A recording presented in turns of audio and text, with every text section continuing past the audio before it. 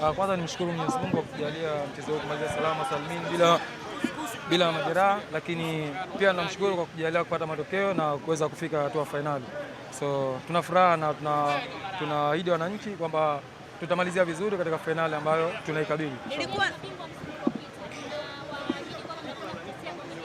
Inshallah ni malengo yetu kwa sababu tuko hapa. Kwa hiyo ni malengo yetu kutetea na tunajibu huo.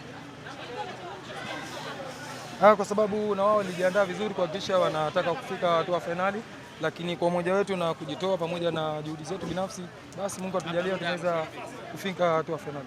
Unafikiri upande gani Azam FC walikuwa wamedelay kidogo mpaka nyinyi mkapata mabao ya mapema? Walidelay? Sorry, rudi swali lako. Upande gani walikuwa hawako vizuri zaidi na mkaweza kupata mabao ya mapema?